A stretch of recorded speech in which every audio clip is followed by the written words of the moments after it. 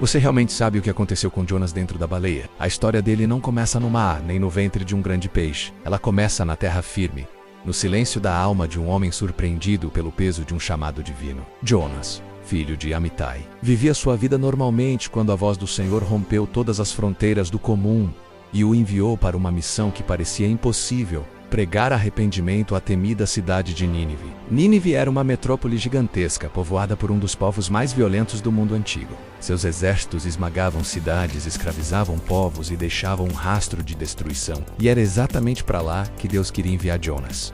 Um homem simples, com um coração humano cheio do medo, dúvidas e limites. Era uma missão que exigia uma coragem sobrenatural.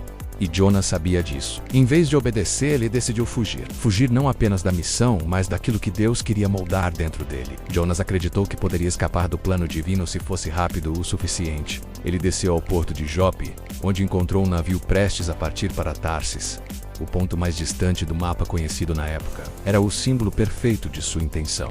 Se Deus quer que eu vá para leste, então eu irei para o extremo oeste. Jonas pagou a passagem, entrou no navio e acreditou que sua fuga estava completa. Mas ninguém foge de Deus. E o mar, aquele mar aparentemente tranquilo, seria o instrumento para revelar essa verdade. Enquanto o navio cortava as águas, uma tempestade monstruosa começou a se formar. O vento se ergueu com força sobrenatural. As nuvens se acumularam em camadas gigantescas.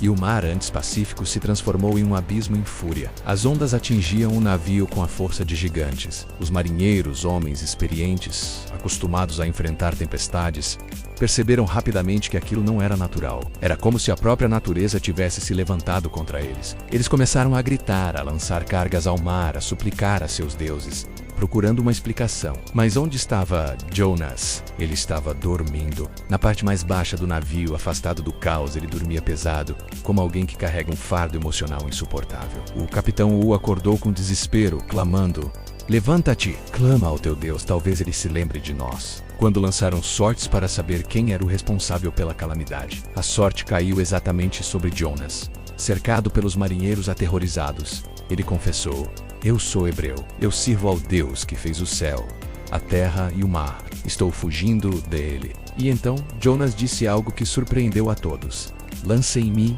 ao mar, e o mar se acalmará." Os marinheiros tentaram resistir. Tentaram remar, tentaram salvar o navio e a vida de Jonas. Mas a tempestade ficou ainda mais violenta, até que aceitaram o inevitável. Tomados de respeito e temor, clamaram a Deus, pedindo que ele não os considerasse culpados, e lançaram Jonas ao mar. E instantaneamente o vento cessou. O silêncio caiu sobre as águas como um manto. Jonas afundou. A água fria o envolveu. Ele viu a luz do mundo desaparecer pouco a pouco enquanto o abismo o puxava para baixo. As forças de seu corpo se esvaíam. A sensação de morte era real, mas Deus já havia preparado algo extraordinário. Das profundezas escuras, um grande peixe, gigantesco, imponente, surgiu e engoliu Jonas. Não o devorou, não o triturou, o engoliu para preservá-lo. E ali, no ventre daquele colosso marinho, Jonas encontrou o lugar mais improvável para se reconectar com Deus. Dentro da escuridão umidal, cercado por batidas profundas, sons abafados e o movimento constante da criatura, Jonas finalmente ficou sozinho, completamente sozinho com sua consciência. Ele sentiu o cheiro forte das entranhas, ouviu o eco abafado das águas batendo lá fora, viu a pouca luz que filtrava através das camadas do animal. Ali onde nenhum ser humano poderia sobreviver, Jonas viveu.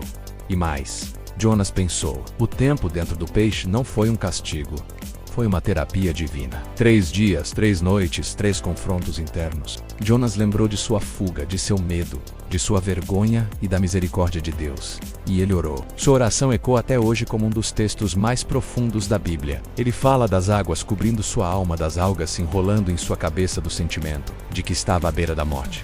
Mas também fala da esperança, da certeza de que Deus o ouvia, da promessa de que ele cumpriria sua missão agora, com um coração transformado. Ao final do 3º dia, o grande peixe recebeu uma ordem de Deus. Com um movimento poderoso, ele subiu até a superfície e vomitou Jonas na praia. O profeta caiu na areia, exausto, coberto de água do mar, mas vivo, e mais do que vivo, renascido. Jonas se levantou com determinação.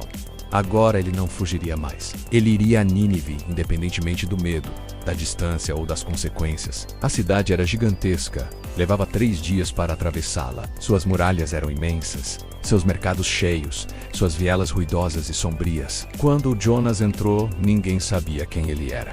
Mas sua voz, firme, forte e cheia do peso divino, rompeu o barulho da cidade. Daqui a 40 dias, Nínive será destruída. As palavras correram pelas ruas, chegaram aos nobres, atingiram o palácio e, surpreendentemente, em vez de zombarem ou perseguirem Jonas, o povo se sensibilizou. Eles creram, do maior ao menor, vestiram panos de saco, se cobriram de cinzas e pediram perdão a Deus. Até os animais foram colocados em jejum como sinal de arrependimento coletivo. E Deus viu. Deus ouviu. Teespadu. Nínive foi poupada. Jonas, embora relutante em aceitar a misericórdia divina, havia sido instrumento de um dos maiores avivamentos da história humana. A história de Jonas e a baleia não é apenas sobre um peixe gigante. É sobre fuga, medo, confronto interior, arrependimento, propósito e, acima de tudo, misericórdia. É sobre o fato de que ninguém consegue fugir do chamado de Deus não porque ele persegue, mas porque ele transforma. Deus não desistiu de Jonas. E Deus não desiste de ninguém. Essa jornada é um espelho colocado diante de cada um de nós. Jonas representa a humanidade em sua forma mais real. Frágil, hesitante, cheia de medos e disposta a fugir do que assusta, mesmo quando sabemos que é o certo. Ele tentou se esconder do propósito divino, mas a jornada dele prova que quando Deus decide nos transformar, ele encontra caminhos onde só vemos impossibilidades. A tempestade, o peixe, a escuridão das profundezas. Nada disso foi para destruir Jonas, mas para reconstruí-lo. Deus usou a dor não como castigo, mas como uma ferramenta precisa para despertar nele o que estava adormecido. Naquele ventre apertado e úmido, Jonas descobriu que a verdadeira prisão não era o interior do peixe, mas o medo que carregava dentro de si. Quando ele finalmente se rendeu, sua oração não mudou Deus, mudou a si mesmo. E é isso que torna sua história tão poderosa. Ela revela que às vezes precisamos chegar ao nosso limite para encontrar o recomeço de que precisamos. Ao chegar a Nínive, Jonas ainda era um profeta em processo, mas mesmo imperfeito, sua voz tocou corações endurecidos. Isso nos ensina que Deus não chama os preparados. Ele prepara os chamados. Jonas mudou Nínive não porque era forte ou eloquente, mas porque, depois de toda a sua jornada, ele finalmente permitiu que Deus o guiasse. No final, a grande lição está na revelação de que a misericórdia divina é maior que qualquer limite humano. Jonas queria justiça, mas Deus revelou que o coração pode ser restaurado, mesmo quando tudo parece perdido. O mesmo Deus que salvou Jonas das águas também salvou Nínive da destruição. O mesmo Deus que nos vê fugir também nos vê quando finalmente voltamos.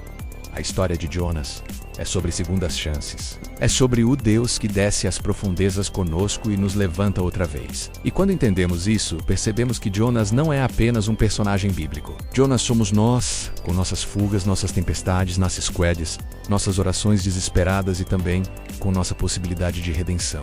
Obrigado por assistir. Se essa história tocou você, inscreva-se no canal